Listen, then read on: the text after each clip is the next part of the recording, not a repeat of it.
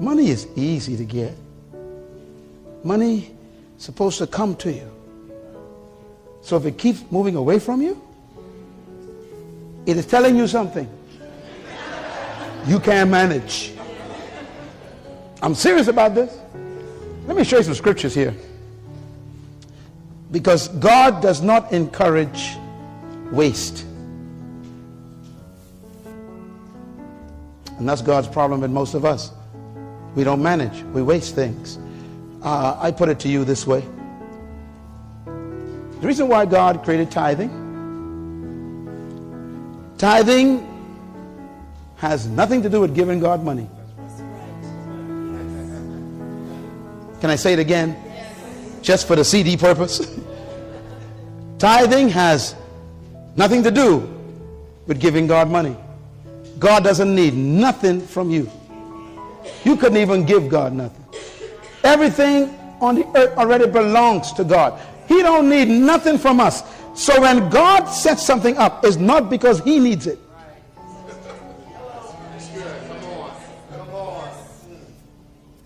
Tithing and offerings is God's management training program for mankind. Boy, this is so important. God doesn't need a penny from us. And yet he tells us 10% of everything is mine. We only think of money. And that's our problem. If you get 10 pairs of shoes, one of them ain't yours. If you get 10 dresses, one of them ain't yours. If you bought 10 oranges, one of them is not yours. If you got 24 hours in a day, 2 hours and 40 minutes don't belong to you. I ain't got no time to pray. What are you talking about? You got 2 hours and 40 minutes that don't belong to you. You're a thief every day when you don't use those 2 hours and 40 minutes for God's purposes. You are a thief. A tired thief. Sleeping on God's time. You spend 2 hours, 4 hours, 8 hours watching cable television and don't give God the 2 hours and 40 minutes that belong to him. 10%. You can't even manage 2 hours and 40 minutes.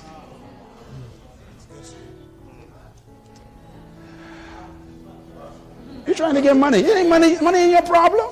Management is your problem.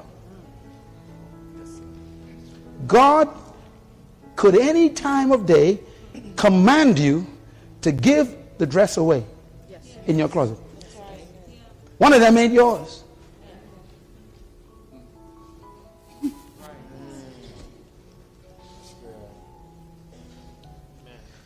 So tithing and offering is not about money. It's about management. Can you consistently, God says, put aside 10% of everything for my purposes? That's tithing. Can you consistently? Now, let me tell you something. Listen to me. 100% of everything belongs to God. What did I say? 100% of everything belongs to God. No. Say it again. What did I say? 100% of everything belongs to God. Okay. So, if God blesses you with a paycheck of $1,000, how much of that belongs to God? Okay, you're doing good. You're smart. Now, how much did God say to put aside for his work? 10%. How many is left? 90%. Which one of those belong to God? Ah, you're getting smart. Okay. All right. So then why would God, if he owns all 1,000, want you to put aside 10% if all still belongs to him? Why? Because it's not about the money. It's about your ability to put it aside. Your will, your control, your discipline to put it aside. He's after your discipline. Wow. If you can manage the 10% properly, then he is happy to trust you with the 90% that's left. But because you've been unfaithful in the 10%, you keep losing the 90%, so you end up with no percent. That's why you're broke.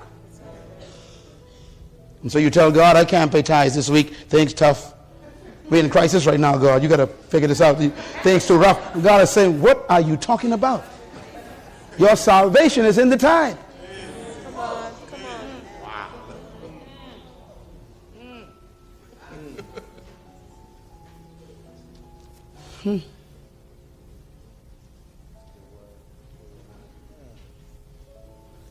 Let me take you one step further. This is what tithing does to you. Number one, what's the first word? Accountability. Write it down. Now, each one of these words is management. If you keep paying your tithes and giving your offering, you automatically first become accountable. What's the second word? Discipline. Discipline. For you to put that aside every single time, it takes control. What's the third word? Honesty. Honesty. For you to be a tither, that means no one's watching except God. And he knows if you're paying it or not. You can lie to everybody else, but God knows if you're paying 10%. That means it makes you honest. And managers must be honest. What's the fourth word? Diligence. Diligence. Diligence means that you work at it constantly to make sure you don't steal that 10%. That's what managers are supposed to do. What's the next word? Oh my God. That's what's wrong with managers. They are unfaithful. And it takes faithfulness to tithe. What's the last one? Trustworthiness. Trustworthiness. For you to manage a tithe, God got to trust you every time. I just gave you the characteristics of a manager. They are accountable. They are honest. They are diligent. They are faithful. They are trustworthy.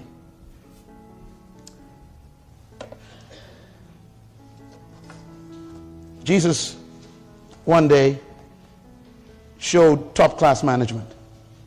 One day he had 5,000 people in a field, and they were all hungry, and there was, they say, plus women and children, so they must have had about 12,000, and he is about to distribute some resources to them. I want you to watch him at work, okay? Matthew 6, verse 40. It says, so they sat down in groups of hundreds and fifties. That's administration, organization.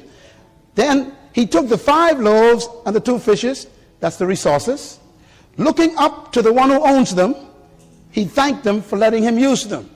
That's appreciation. That means they don't belong to you. That's all right. Someone else's property. He broke it.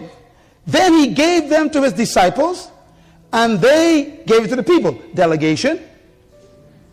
It's management. Delegation. Watch him. He also divided the 2 fish among them all, and they all ate and were satisfied. That's customer service. Give God a hand for good customer service. All were satisfied. Now watch his management kick in. It says, and the disciples, he told them to pick up every crumb.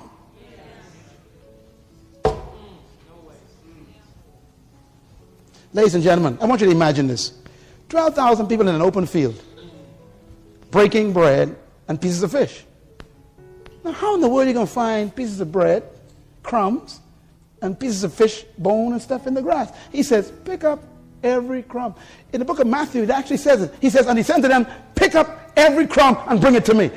I don't want to waste nothing. That's what I'm talking about.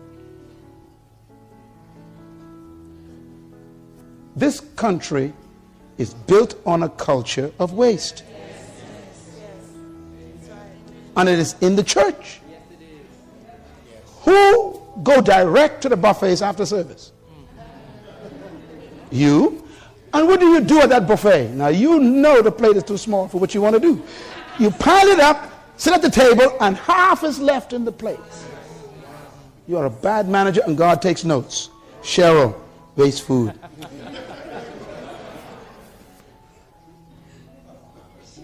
That ain't funny.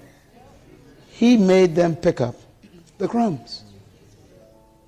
It was not the crumbs that were important. It was the lesson he was teaching. You don't waste the crumb. When we started our ministry, we had a building a little smaller than this. Man, I would teach as if I was teaching to 1 million people. We had our one camera set up in the center. And we would clean everything. We had our sets, speakers, everything. I tell them, this is God's property.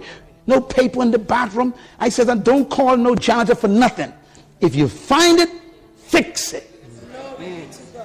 Why? Because God's watching us. And if He can't manage this little building, that ain't ours, He'll never trust us with one of our own. And we began our national television show in that little building. We used to convert the stage into a set for TV. And we took our one camera and we'd move it and shoot it different ways so we can have different cutaways. And we'd work it every inch we used. And our program became the #1 program in the country for 10 years. And when folks came to see where we shot it, they went into shock. Did you shoot it here? Yes, sir. We thought you had a big studio. No, we don't. We got a big mind. Give God a hand for management. I remember when our prime minister came to be a guest on our show. He had to come to a little shopping center. All the police and all the guards. And he came walking. He says, Brother Myles, is this where you... I said, yes, sir. This is it. This is the studio. He said, I thought you had a big place. I said, I got a big mind. He said, you managed this well. And there was the head of my country sitting in that little building on a stage for 1 hour, interviewed by me. And that show became the highest viewing show in the country's history. From a little place that we managed. Today, we built the largest meeting place in the country. We own it. We have block-to-block property. The whole block is ours. We own 57 acres on the beach. When you are faithful over another man's property, God will give you property of your own. I want to say to Grace Church, make this as if it's yours. God's watching you. He's watching how you park your cars in the people's parking spaces. He's watching how you handle the bathroom and the tissue on the floor. He's watching how the kids write and mark. So he's watching everything. Can they handle the big times God is watching for? Can they handle the big times? It's management.